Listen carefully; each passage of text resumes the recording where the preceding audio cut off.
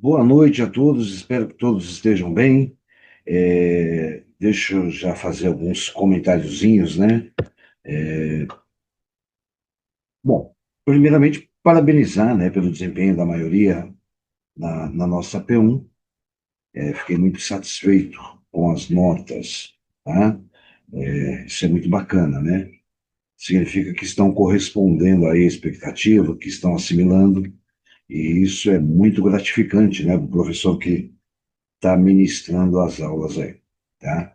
Então, parabéns a todos. Alguns, né, entraram em contato, questionaram sobre não ter atribuído as notas das atividades. Gente, é assim, ó, as notas das atividades, o combinado, eu não sei se eu me expressei errado, mas se eu fiz, já peço desculpa antecipadamente. As notas, elas serão computadas como presença, né? Para presença. Essa é a obrigatoriedade, a obrigação de vocês e tal. Quando eu bonifico porque a pessoa foi mal, a pessoa precisou de nota. Então, não é. A pessoa tirou 9, não tive nenhuma alteração. Não, não vai ter alteração. 7, 8, 9, não vai ter alteração. Se a pessoa for mal, aí sim, a pessoa fez as atividades, eu vou atribuir. Caso contrário, é a nota da P1, tá? Se eu me expressei errado, se alguém interpretou errado, eu já peço desculpas de antemão, tá? Mas assim, tá? É para ajudar, né? Não teria nem essa obrigatoriedade, essa obrigação, mas eu faço porque é uma coisa bacana, né? De bonificar quem tanto se comprometeu, né? Cumprindo a obrigação. Tá legal? Mais a mais é isso que eu tenho que falar para vocês. É, hoje nós vamos falar sobre cultura, né? A outra é sobre diversidade cultural, na semana que vem. Então, nessa aqui a gente vai falar sobre cultura e a gente vai discutir, na realidade, alguns conceitos, né? Sobre a cultura para a sociologia. Por quê? Quando ouvimos falar a palavra cultura, né, no senso comum, muitas vezes pensamos aí em arte, música, literatura, ou até mesmo pessoas consideradas cultas, né, por assim dizer. Mas na sociologia, o conceito de cultura, ele é muito mais amplo, ele é muito mais completo e é muito mais significativo. Cultura, eu defino para vocês como conjunto de valores, normas, crenças, conhecimentos, hábitos e também formas de comportamento, tá? Que são compartilhados por um grupo social, tá claro? Então, quando eu digo crenças, conhecimentos, hábitos e formas de comportamento que vão ser compartilhados em um determinado grupo social, eu quero dizer que, em outras palavras, cultura é tudo aquilo que aprendemos ao viver dentro de uma sociedade, tá? E um dos primeiros autores a formular esse conceito foi Edward Taylor, né, que definiu cultura como um complexo todo, tá? Que inclui conhecimentos, crenças, arte, moral, leis, ó, que interessante, leis e costumes, tá?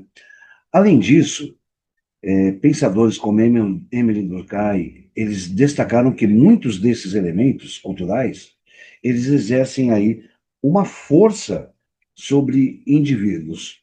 E aí vai orientar as suas ações, tá? Vamos pensar em um exemplo bem simples. Por que cumprimentamos as pessoas com um aperto de mão, um abraço ou então um beijo no rosto? As formas mais comuns aqui no nosso território. Isso não é algo biológico, isso é algo que a gente aprende, ou seja, é cultural. Em diferentes países, o modo de cumprimentar é extremamente variável, tá? Varia de região para região. No Japão, por exemplo, é comum a reverência. tá? É, no Brasil, a gente pode colocar que o contato físico, né, no cumprimento, ele é mais frequente. Então, isso mostra como a cultura ela molda até mesmo gestos cotidianos, tá? E agora vamos entender aí alguns elementos fundamentais da cultura.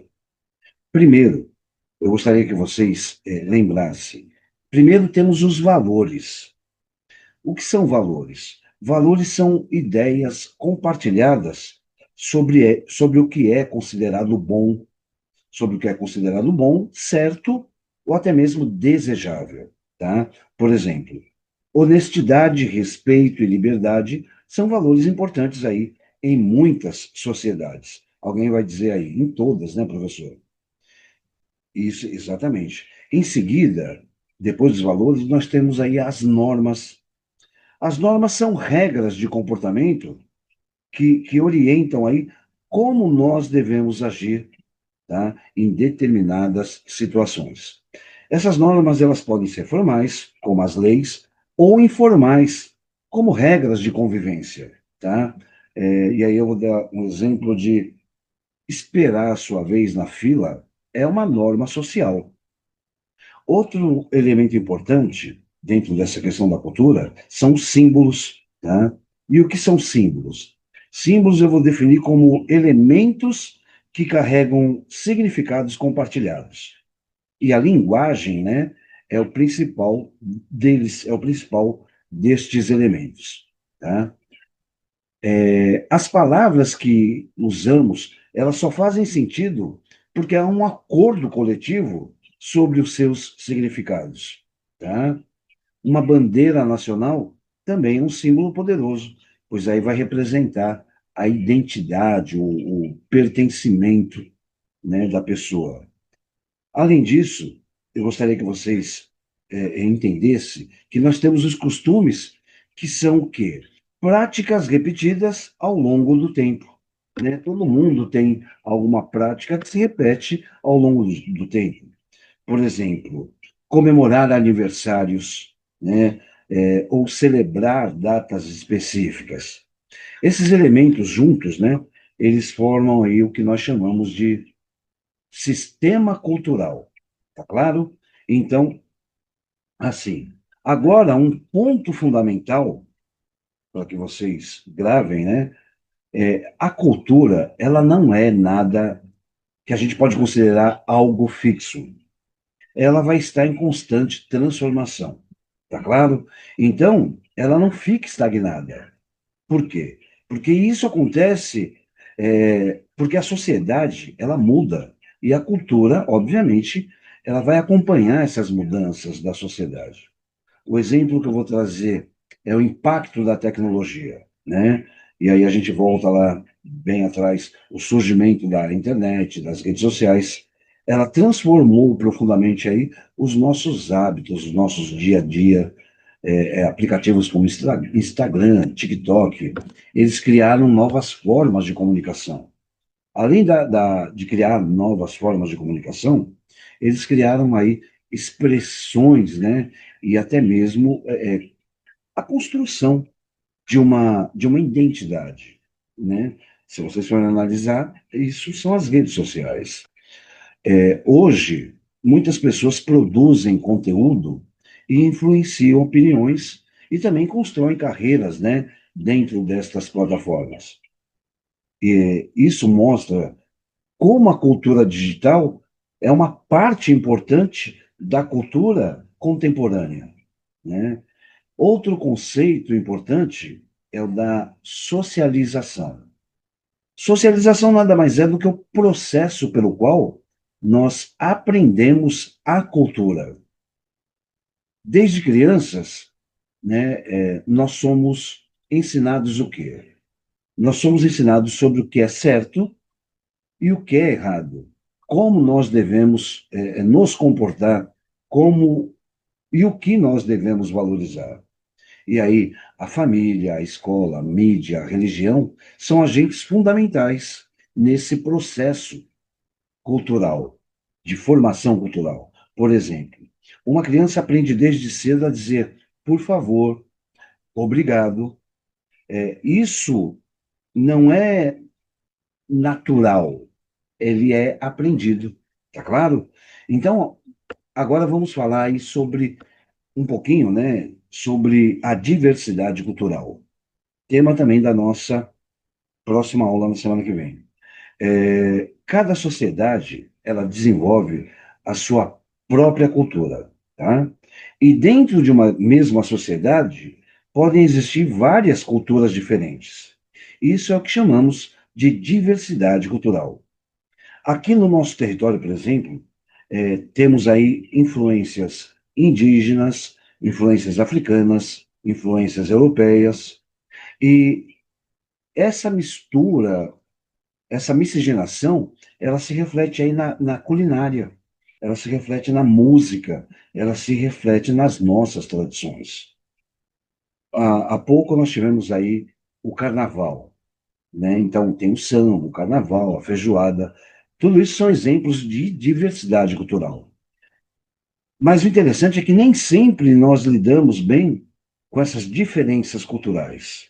E aí é o grande X da questão, né? Aqui entra dois conceitos extremamente importantes e que eu já aviso de antemão que eu vou utilizar bastante na nossa próxima avaliação, na nossa P2, que é o etnocentrismo e o relativismo cultural, tá? Então, eu vou colocar aqui ó, um slidezinho, uma imagenzinha, para exemplificar ou para simplificar cada um deles. O etnocentrismo, ele ocorre quando julgamos outras culturas a partir dos valores da nossa própria cultura, tá? Então, quando nós julgamos, quando nós criticamos uma cultura em detrimento à nossa cultura, tá? É isso. Por exemplo, considerar um costume de outro povo como estranho ou inferior, né? Que é muito comum. Já o relativismo cultural, que é o oposto, né? Propõe o quê? Propõe o contrário, né? Do etnocentrismo.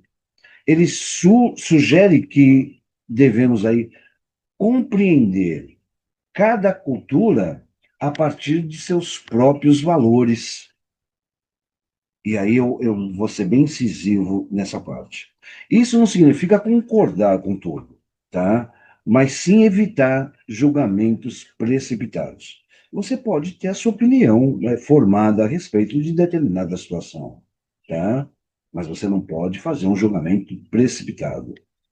E outro ponto importante é a relação entre cultura e poder. E aí eu coloco da seguinte maneira: nem todas as culturas elas têm o mesmo prestígio, a mesma visibilidade. Algumas culturas são mais dominantes, enquanto outras são marginalizadas, por assim dizer, tá? Tem um cara, um pensador como o nome dele é Pierre Bourdieu. Ele analisava que a cultura pode ser usada como forma de distinção social, diferenciação social. Por exemplo, certos gostos culturais, como música clássica ou a literatura erudita, elas podem ser valorizadas aí como superiores. Isso pode gerar desigualdades simbólicas, é óbvio, né? Além disso, nós temos aí o conceito de indústria cultural. Indústria cultural é um conceito desenvolvido por autores aí como Theodor Adorno, tá? Depois, mais para frente, a gente vai falar dele um pouco desse cara. A indústria cultural, ela refere-se à produção em massa de bens culturais. E aí entendam como filmes, músicas e esses programas televisivos, né? Vou dar um exemplo aí do que está rolando atualmente, BBB. Então, esses produtos são feitos para consumo amplo, né? E eles podem sim influenciar comportamentos e opiniões, né? quando abre lá o leque de votação, nesses reality, cada um tem aí a sua opção, cada um tem a sua predileção, né?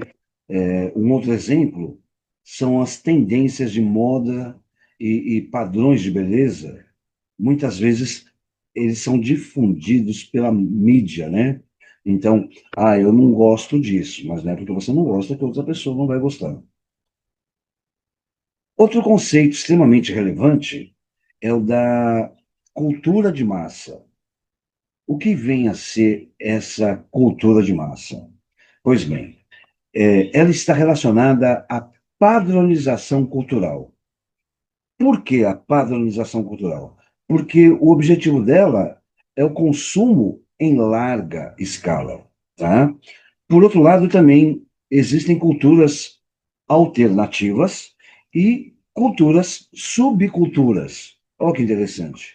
O que seria essas subculturas? Subculturas, no caso, são grupos que desenvolvem valores e práticas próprias, né, dentro de uma sociedade muito maior. E aí eu vou colocar como exemplo movimentos juvenis, né, esses movimentos como hip hop, punk, funk, essa comunidade gamer, né, que virou febre, são os exemplos mais tangentes aí que a gente pode citar. Esses grupos, eles criam identidades específicas e também formas próprias de expressão, né? E a cada forma de expressão que quando você entra num métier deles, você acaba boiando, né? Literalmente, ficando sem entender diversas coisas. Tá claro? Então, assim, para finalizar, é importante destacar que a cultura ela é essencial para a vida em sociedade, tá? Que isso fique claro. E por que ela é essencial para a vida em sociedade? Gente, é ela que orienta as nossas ações, tá? É ela que dá sentido ao mundo e também nos conecta com outras pessoas. E, ao mesmo tempo, o interessante é que ela é dinâmica, ela é diversa e ela atravessa aí, ela consegue atravessar várias relações de poder. Estudar cultura na sociologia nos ajuda aí a compreender melhor não só a nós mesmos, né, mas a sociedade em que nós vivemos. E eu vou além. A mais do que isso, né? Ela nos ajuda a desenvolver aí uma postura mais crítica, uma postura mais respeitosa diante de tantas diferenças que nós estamos vivenciando. Tá claro? Então, a nossa aula de hoje é isso. Vou deixar as atividades. Obrigado pela atenção e até a próxima aula. Deus abençoe a todos. Forte abraço.